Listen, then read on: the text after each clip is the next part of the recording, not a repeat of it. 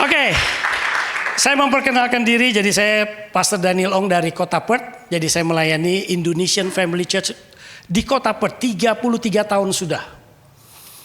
Lalu ya dengan anugerah Tuhan boleh merintis jemaat di Sydney. Dan tadi ada camp, saya habis baru mengisi camp di Melbourne. Banyak anak-anak muda.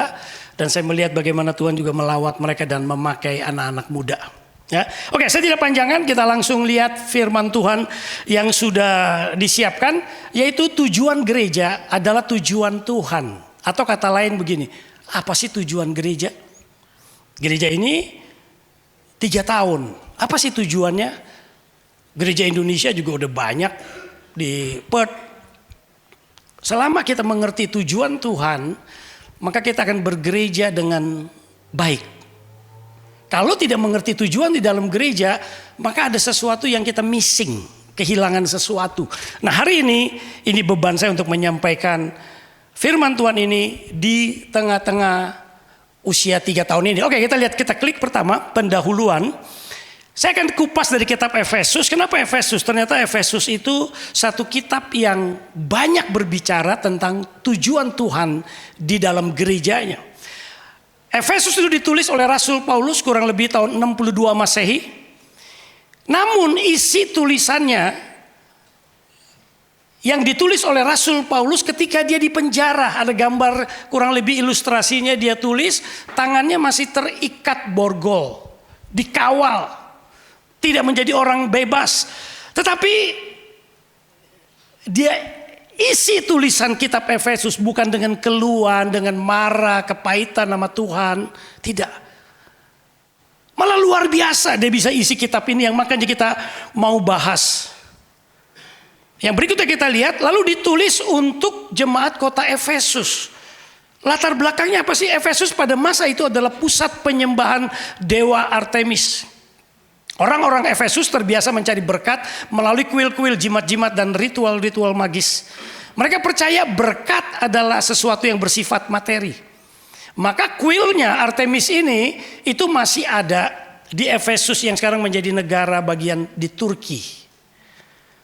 Sisa tiang-tiangnya itu masih ada, merupakan salah satu 7 keajaiban dunia bila masuk.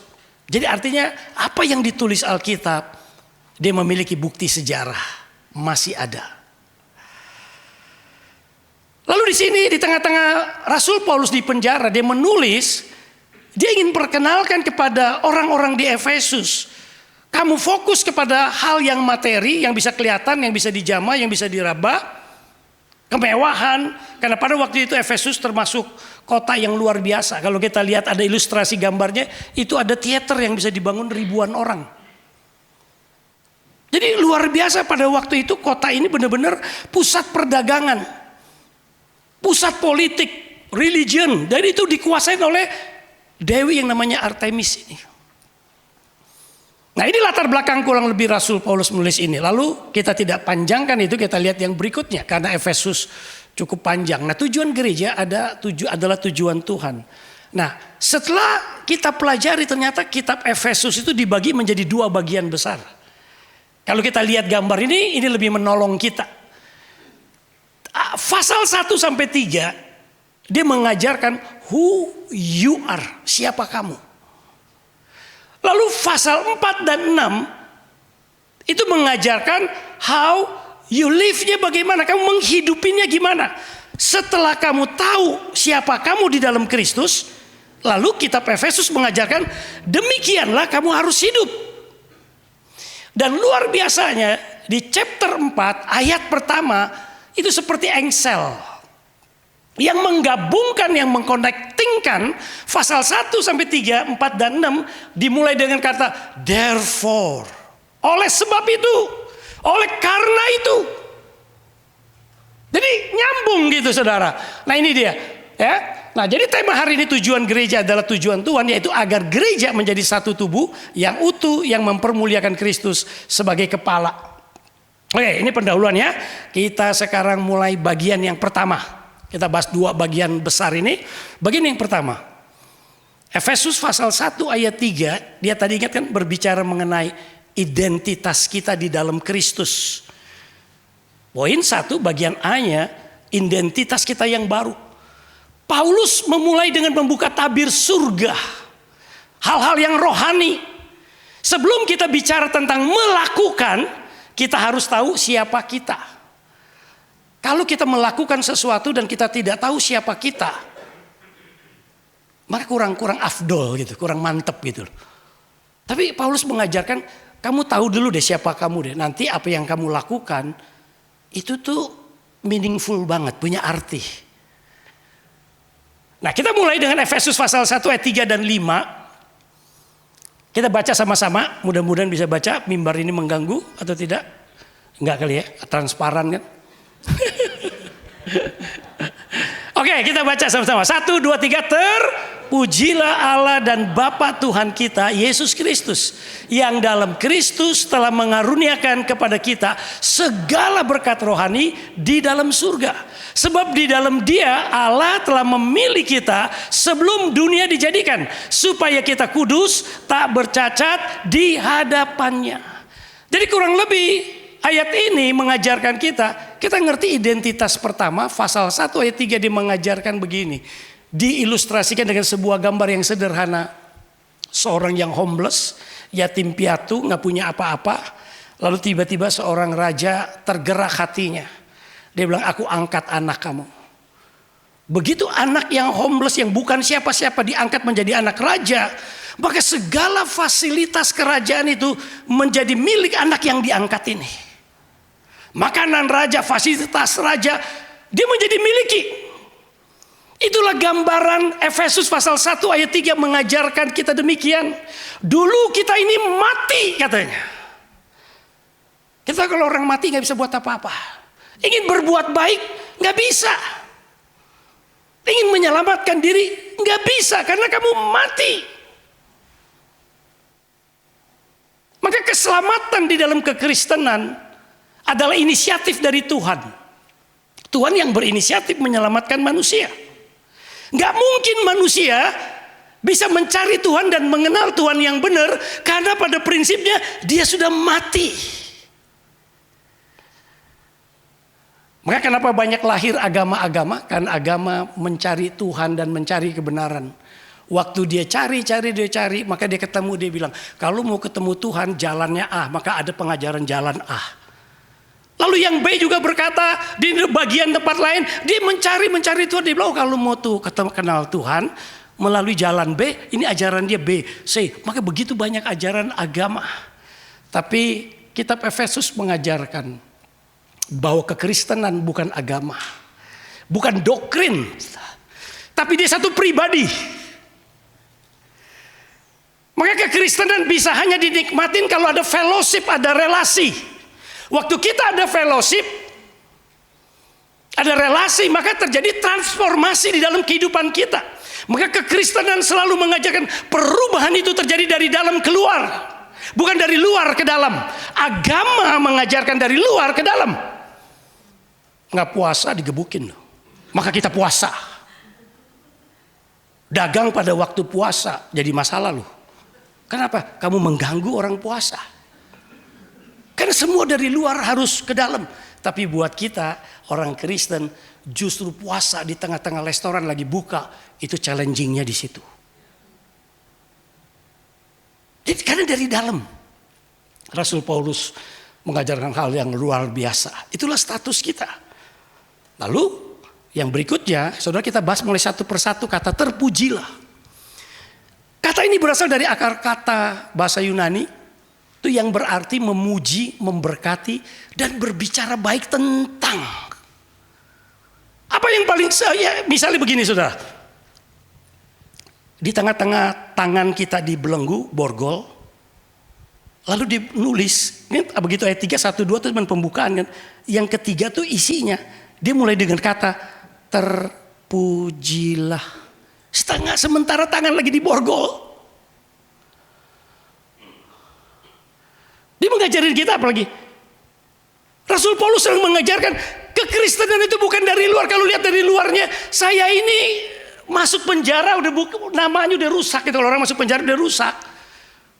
Ditahan, diborgol.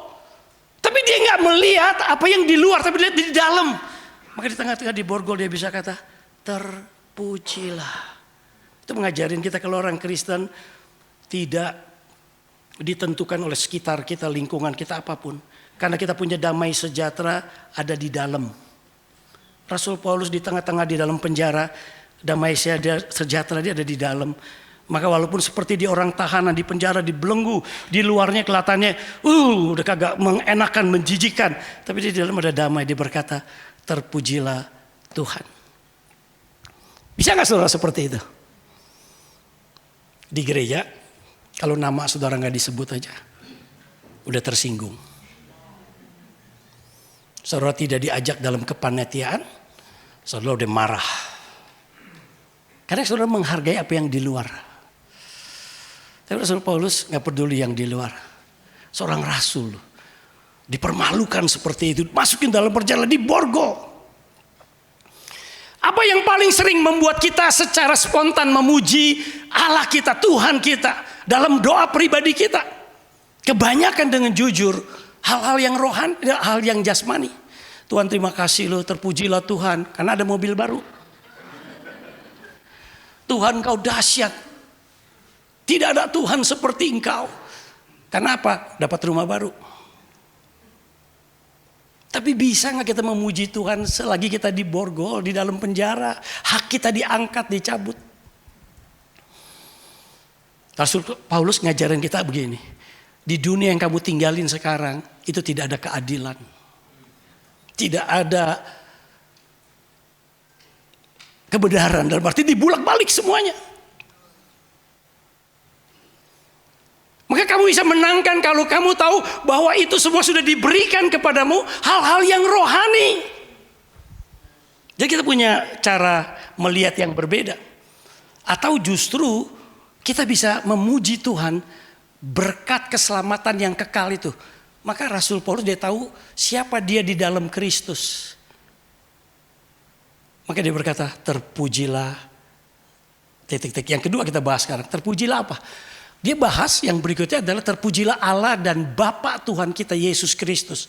Ini bicara tentang satu doktrin yang penting di dalam kekristenan yang setiap orang percaya mesti mengerti who you are in Christ.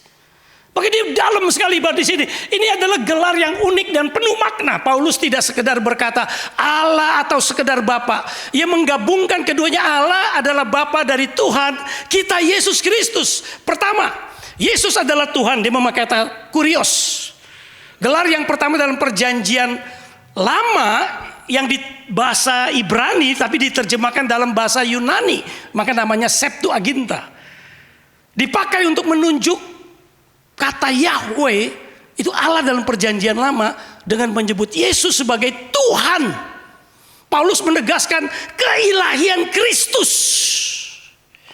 Kalau Yesus bukan Kristus, bukan Tuhan, maka sia-sialah kematiannya di atas kayu salib. Maka dia harus Tuhan yang menebus dosa dan kesalahan kita.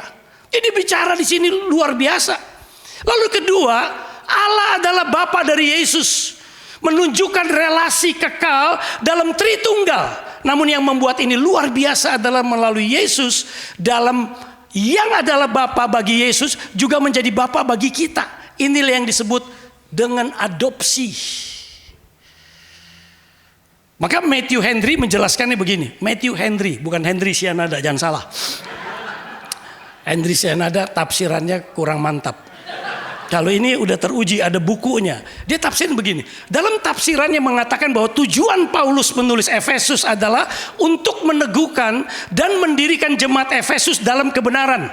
Dan lebih jauh lagi memperkenalkan mereka dengan misteri Injil. Misteri pertama yang harus kita pahami adalah bahwa Allah Tritunggal terlibat dalam keselamatan kita.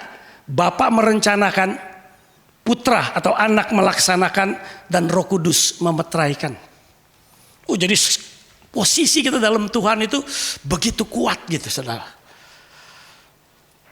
Yang berikutnya, kata yang dalam Kristus. Frasa ini adalah jantung dari teologi Paulus. Sentral, Christ sentralnya itu ada di situ, saudara.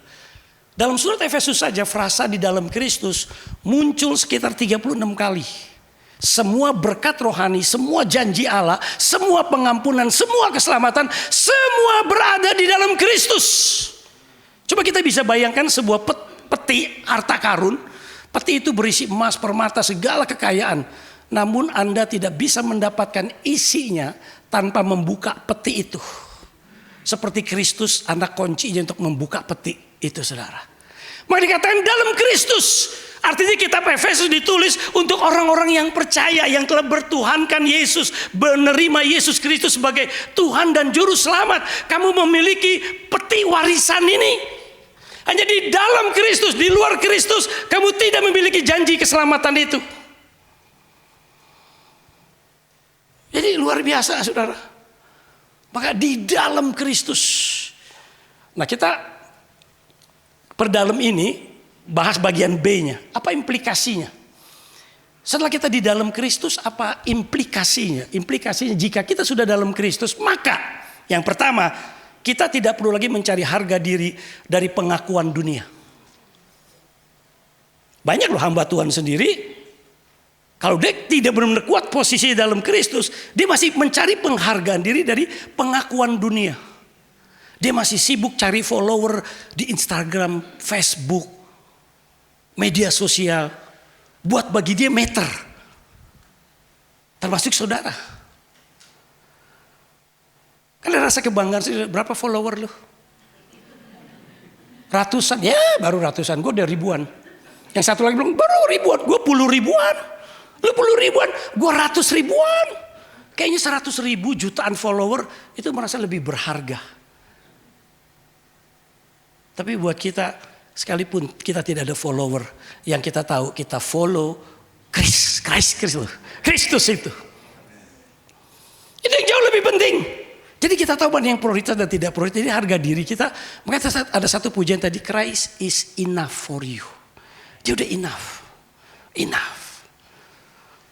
Lebih dari segala-galanya kita dapatkan keselamatan. Lebih segala-galanya kita dapatkan Kristus. Kita tidak perlu lagi bersaing satu sama lain. Termasuk gereja yang tahu posisinya di dalam Kristus. Dia tidak perlu bersaing dengan gereja lain. Karena ada gereja yang bersaing.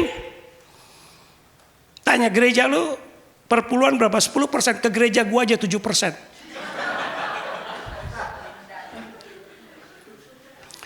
Pokoknya dia bikin sedemikian rupa supaya dia menarik orang. Karena merasa saingan.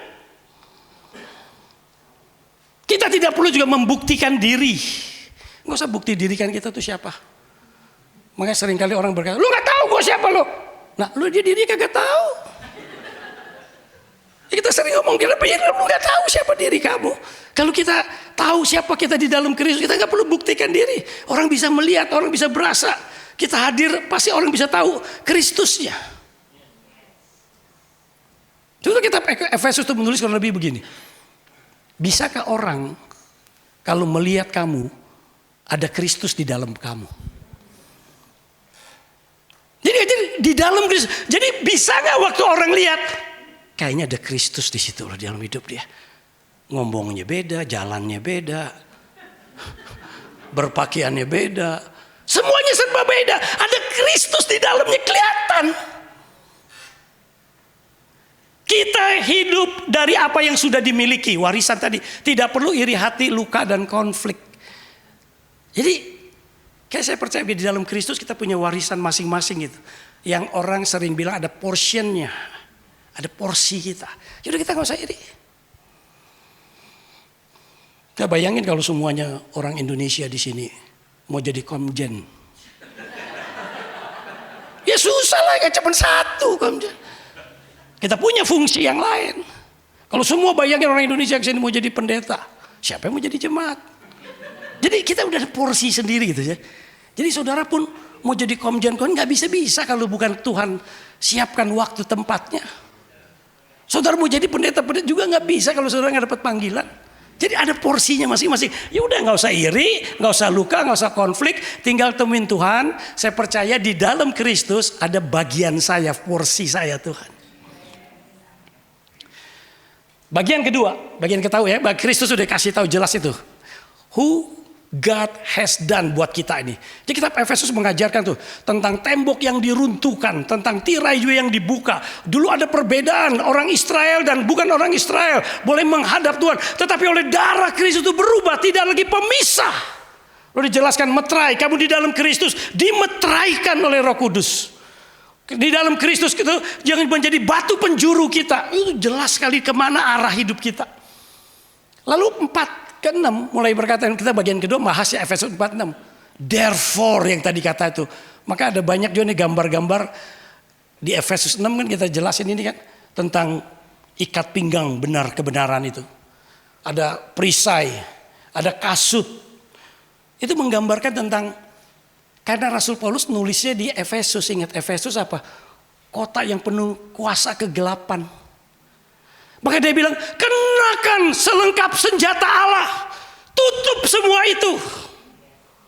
Dan kata tutup dia bilang itu, jangan berikan ruang. Pakai kata bahasa Yunani, tapos. Tutup semua itu. Karena ada tapos, ada ruang yang kamu berikan. Maka dia akan masuk, diberikan kesempatan, maka iblis akan menguasain kamu.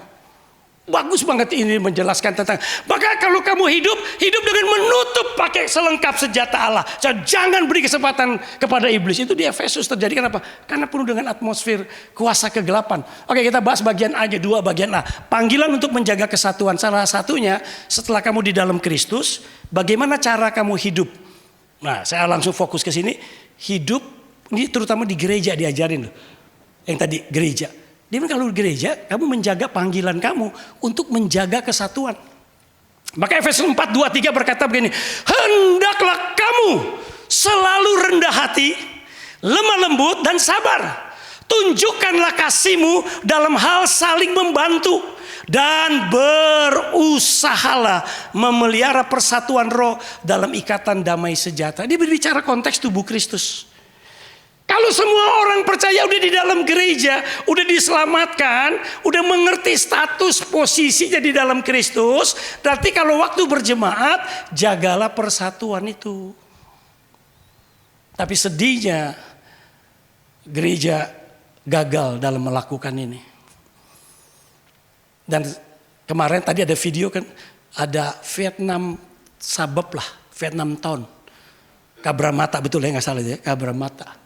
Saudara pergi kemana-mana, saya pergi ke dunia, sudah hitung-hitung, udah 62 negara saya kelilingin. Selalu ada, yang gak salah nih, ada Chinatown, Korean Town, Japan Town, India Town, Barat. Tapi maaf, yang tidak pernah saya temuin, Indonesian Town. Kenapa? Karena orang Indonesia susah bersatu. Baru mau kumpul, yuk kita bangun yuk, pecah. Berantem lagi, gak setuju lagi. Makanya susah loh. Kenapa? Selidik-selidikin katanya memang orang Indonesia dulu terlalu lama dijajah sama Belanda. Katanya. Ada satu politik namanya Divide et Impera. Politik pecah belah. Sampai sekarang makanya Indonesia susah. Saya percaya kemudian salah satu masalahnya organisasi ini pecah berantem sama ini. Dipet begitu Pak. Ya, satu suku aja loh. Ini maaf suku. Misalnya ada suku yang saya sebut suku B misalnya ada satu lagi. Itu gak lama kemudian pecah lagi jadi 2 jadi 3. Jadi satu suku B aja bisa ada 3 organisasi dipet. Tapi untung di Sydney Bapak gak pusing lah, baik-baik kali mungkin. Bikin suku ini satu lagi, suku T, suku sebutin suku apa aja saudara. Rata-rata ada 2 komunitasnya. Kenapa terjadi perpecahan? Baru satu suku loh, satu bahasa, satu kebudayaan. Perlu belajar kitab Efesus lagi itu orang berarti. Dan diajarin di sini, hendaklah. Oke, kita bahas terus ini satu ya, kita bahas terus. Ada kata, kita bahas perkataan sekarang. Berusahalah. Nah kata usaha ini kita gali lebih dalam. Dia berarti melakukan sesuatu itu dengan tekun. Sungguh-sungguh dan penuh dedikasi. Ini bukan sekedar mencoba atau berharap. Ini adalah panggilan untuk bekerja keras. Dalam perjanjian baru kata ini sering digunakan untuk menggambarkan upaya yang sungguh-sungguh untuk melakukan kehendak Tuhan. Kan ini salah satu kehendak Tuhan. Kalau orang mau tanya Tuhan apa sih kehendak Tuhan? Saya akan melakukan kehendak Tuhan. Persatuan itu kehendak Tuhan. Para sarjana perjanjian baru sepakat bahwa kata ini, spadaso ini mengandung nuansa bersegera dengan penuh kesungguhan. Bukan sekedar melakukan sesuatu, tetapi melakukannya dengan prioritas tertinggi. Kesatuan bukanlah hal yang bisa kita lakukan dengan setengah hati, nggak bisa setengah hati. Pertanyaannya untuk diri kita sendiri, renungan untuk diri kita sendiri. Apakah kita bersungguh-sungguh dalam menjaga kesatuan atau kita hanya peduli ketika konflik itu sudah meledak? Maka jemaat yang Tuhan percayakan saya di Perth, tahun ini berusia 33 tahun. Saya juga tidak berharap, saya juga ini bukan satu kesombongan, satu-satunya gereja Indonesia yang di kota Perth tidak pernah mengalami perpecahan. Coba boleh cek ke Perth. Rata-rata gereja ini lahir, oh karena pecah sama ini, lahir pecah sama ini, pecah ini. Itu yang selalu saya jaga. Walaupun gereja yang di sini agak sedih terjadi di sini. Apa di sini pecah-pecah banyak loh gereja. Coba cari deh. Hei. Pada ketawa tuh jago di sini. Udah tahu sejarahnya di Sydney. Tapi susah saudara, susah, memang susah. Dan itu banyak melukain orang loh. Banyak melukain orang. Maka dia nggak mau ke gereja lagi, nggak ngalamin Tuhan lagi. Nggak ada contoh di gereja. Sedih banget. Tapi dengan kata ini makanya disuruh kamu berusaha lah. Berusaha itu nggak setengah-setengah, sungguh-sungguh. Sebetulnya perjuangan itu nggak gampang. Tapi begitu kita lulus persatuan ada di dalam gereja, itu harta karunnya terbuka tuh tadi itu. Makanya seringkali di gereja kita nggak nemuin harta karun. Nyarinya harta jemaat. Ada anggota jemaatnya dicariin hartanya sudah. Disuruh cari harta Kristus gitu loh. Berusahalah, berusahanya apa? Bukan hanya berusaha loh. Kata itu berikutnya saudara disuruh apa? Saudara berusaha dan memelihara. Dan kata memelihara itu, kata kerja ini berarti menjaga, melindungi, mempertahankan, tidak membiarkan sesuatu itu hilang atau rusak. Dalam perjanjian baru, kata ini digunakan untuk menjaga firman, menjaga diri dari kejahatan dan menjaga kesatuan di sini. Ada yang sangat penting dari kata ini, kesatuan yang harus kita jaga. Bukanlah sesuatu yang harus kita ciptakan. Nah kata jaga di sini itu bukan menciptakan, hanya jaga. Karena Paulus berkata begini, berusahalah menciptakan kesatuan. Dia tidak berkata begitu, tapi dia berkata berusahalah memelihara kesatuan. Artinya apa? Kesatuan itu udah kasih, rohnya udah ada. Tinggal kamu pelihara. Ini seperti seorang penjaga kebun binatang ilustrasinya. Dia tinggal jaga binatang-binatang itu di kebun binatang. Dia tidak perlu menciptakan singa, tidak perlu menciptakan gajah, tidak perlu menciptakan jerapah, itu nggak perlu. Tinggal pelihara.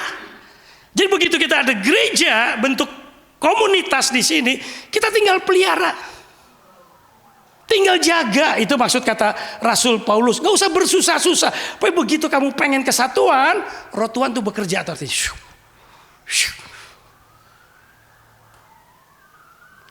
Nah lalu yang B, bagian yang B, sekarang 2 bagian B.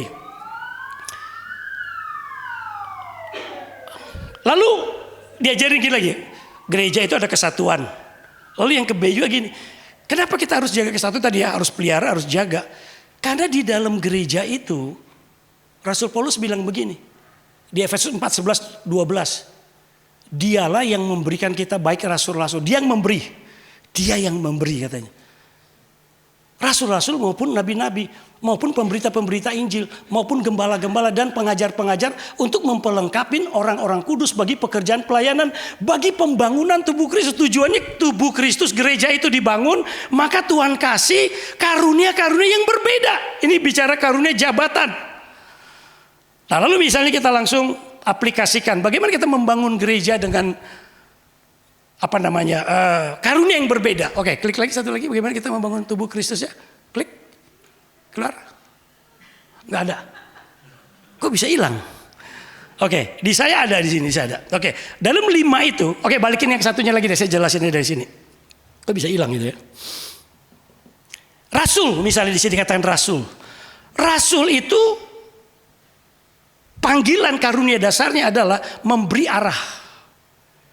Dia fondasi, membangun fondasi. Jadi kemana kita harus melangkah gereja, maka di gereja itu mesti ada rasulnya. Dia rintis gereja, letakkan fondasi gereja. Baik kalau gereja ini tidak ada rasulnya, minta orang yang punya karunia rasul. Itu cara melengkapi tubuh Kristus. Kadang-kadang pendeta sama pendeta kerjasama aja setengah mati loh saudara. Lebih gampang jemaat sama jemaat bersatu daripada pendeta sama pendeta. Karena pendeta bertemu itu menjadi pendekar dan pendekar. Pendetanya udah hilang, lupa dia. Ya kita makanya bisa terbuk silang. Ada mungkin gereja di sana, oh dia punya karunia rasul, bantu kita. Itu seperti yang Rasul Paulus katakan. Lo ada nabi, di gereja ada nabi. Apa tugas dan fungsi nabi? Menjaga keselarasan dengan suara Tuhan. Apa yang Tuhan mau atas gereja ini? Saya percaya gereja nggak boleh membungkam suara kerasulan. Karena kalau gereja nggak dengar lagi suara Tuhan, siapa yang saudara dengar? Tetapi juga bahaya kalau kita mendengar suara Tuhan tanpa dasar. Alkitab di kitab Efesus diajarin loh. Kristus berdiam di dalam rohmu, batinmu. Itu juga bisa artinya bahayanya apa? Tuhan seperti berdiam di dalam kita, lalu seperti dia ngawasin gua terus dong. Hidupnya kagak enak dong. Seperti CCTV terus ada di saya. Atau Tuhan di dalam kita. Jadi apapun yang terjadi sama saya, Tuhan tanggung jawab, kan Tuhan di dalam saya. Jadi ada beberapa hal yang luar biasa, tapi kitab Efesus menjelaskan. Kristus di dalam kamu, diam di dalam kamu, tinggal di dalam kamu. Salah satu fungsinya, ya dia bisa bersuara tetapi tidak boleh keluar konteks dari apa yang Alkitab ajarkan. Saya sampai sekarang gereja, makanya kalau di gereja saya kebaktian tiap hari Minggu. Ya ada sesuatu yang memang Tuhan ingin bawakan pesan message-nya buat dia. Tapi biasanya memang yang ya untuk membangun tubuh Kristus gitu loh, bukan untuk yang aneh-aneh. Saya agak kurang setuju kalau orang dengar suara Tuhan. Kayak ketemu ya Tuhan, nubuatkan ya kamu jodohnya sama dia. Agak kurang saya, agak kurang kalau itu. Karena susah untuk dipertanggungjawabkan. Karena banyak udah ujiannya gini. Dia cerai, salahin Tuhan. Kan Tuhan yang mau. Kan Tuhan yang suruh. Gue gak ada feeling. Tapi sama Tuhan ngomong begitu, gue apa gak berani. Gak berani berontak. Akhirnya dia menikah tanpa perasaan. Menikah tanpa cinta. Akhirnya gak berhasil, salahin Tuhan. Jadi disitulah kadang-kadang bahaya. Makanya ada keluar ekstrim terlalu kanan dengar suara Tuhan. Ada yang terlalu ekstrim terlalu kiri gak percaya sama sekali suara Tuhan. Kecuali Alkitab, itu banyak lah. Dalam gereja juga banyak. Dalam kita ketahui lah teologi yang menentang dan apa. Tapi buat saya Alkitab ngomong seperti ini. Ya kita percaya masih ada guidance Tuhan di dalam gereja. Nah makanya kalau ada karunia Nabi, yaudah. Tapi dia juga gak memutuskan sendiri kan. Kita di gereja ada yang punya karunia berkunjung, dia doa. Kalau dia doa luar biasa saudara. Bisa menyentuh langit ke-7. Benar, dia doa, dia nangis. Tapi kalau orang yang gak karunia Nabi pendoa, dengerin sih itu bisa ngantuk-ngantuk. Kita udah taruh. Nah kalau orang yang punya karena ini udah khususin dia bagian dia doa. Pesan Tuhan apa dia catat, saya terima. Tapi tetap saya saring. Tetap ada teamwork yang kerjain. Tapi minimal kita tetap memberi tempat kepada Tuhan berbicara dalam gereja. Penginjilan. Menggerakkan gereja keluar, menjangkau dunia. Kata kunci dia, yuk kita kenal Tuhan. Gereja juga perlu. Ada orang yang punya karunia menginjil, ya memang dia hobinya keluar tuh. Cari jiwa. Nah ada tekanan-tekanan itu. Lalu yang berikutnya gembala. Lalu yang gembala adalah merawat dan menjaga jemaat. Kamu tidak sendirian di jemaat. Ada gembalanya. Guru meneguhkan jemaat dalam kebenaran firman. Saya sering menggunakan kata ini yang 5 jari ini. Ini kelingking ini panggilan guru. Suka ngorek-ngorek, ingat korek kuping pakai ini. Kan gampang kecil. Lalu ini jari manis. Kalau kita pendeta menikahkan orang, biasanya culture kita taruh cincin jari manis ini. Nah ini gembala, dia suka gembalain. Lalu di antara 5 ini ada yang tengah menonjol, suka keluar penginjil. Lalu ini telunjuk, suka nunjuk-nunjuk, itu nabi. Nunjuk dosa kamu. Nggak enak gitu saudara. Tapi yang ke jempol dia rasul. Makanya dia bisa, kalau makanya gereja, kalau pemimpinnya rasul, dia bisa ngajar tapi sedikit nggak tajam. Tapi kalau guru yang ngajar, dia bisa lebih detail sama saya tuh. Bukan diharap dibahas per kata, per huruf. Itu panggilan guru gitu saudara. Lalu udah gitu, ini nabi, ini gembala. Kalau gembala, itu memang hatinya gembala.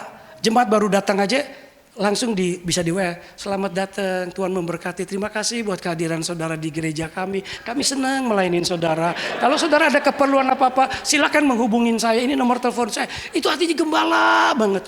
Hari Sabtu udah message lagi. Jangan lupa besok hari Minggu ke gereja.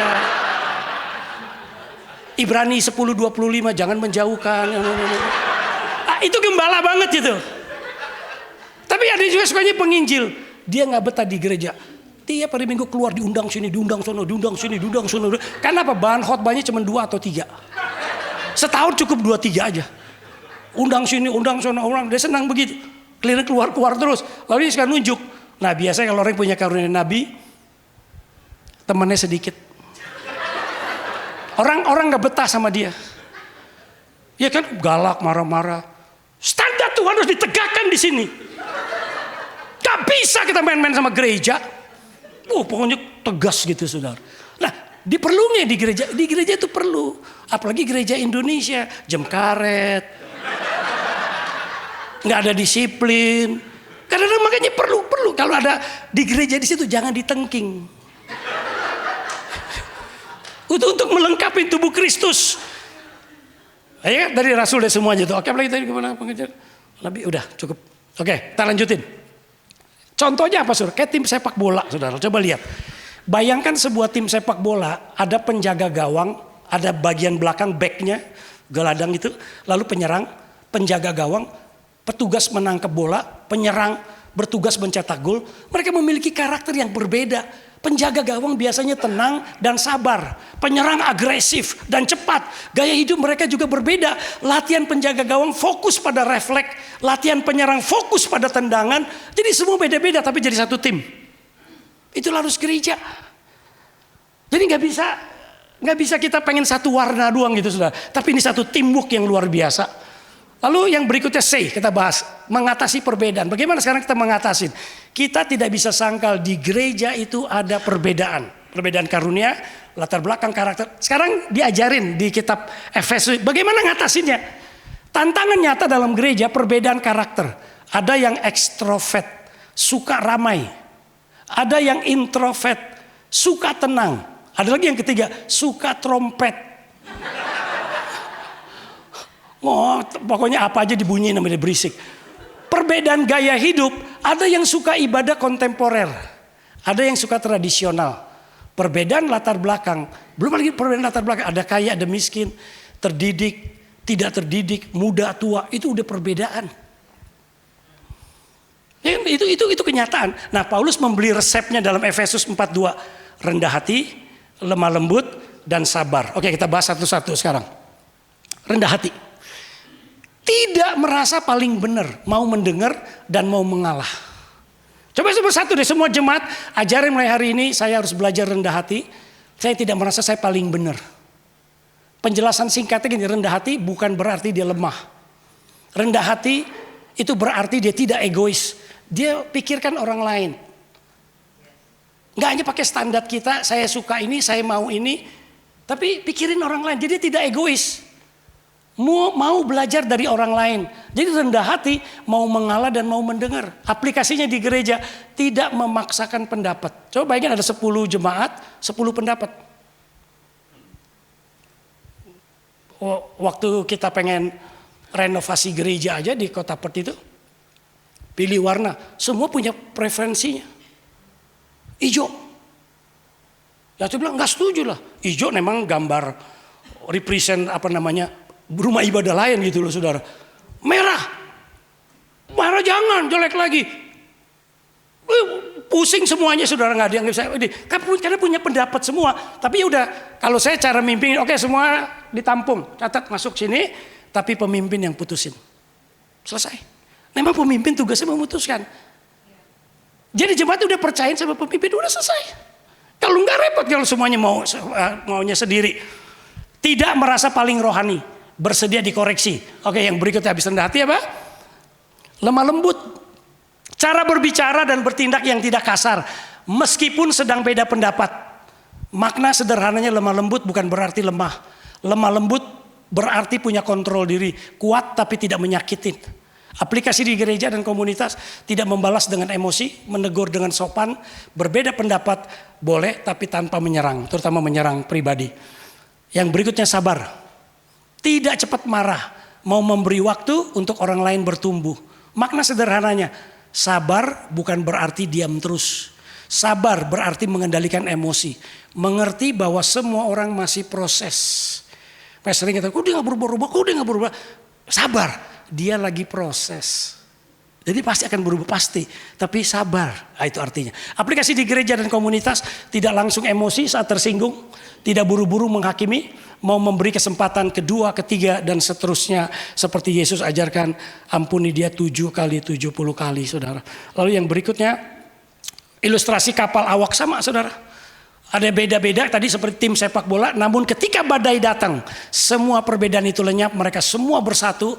Juru masak ikut mengangkat air, insinyur membantu di dek, pelaut yang paling berpengalaman mengambil alih kemudi.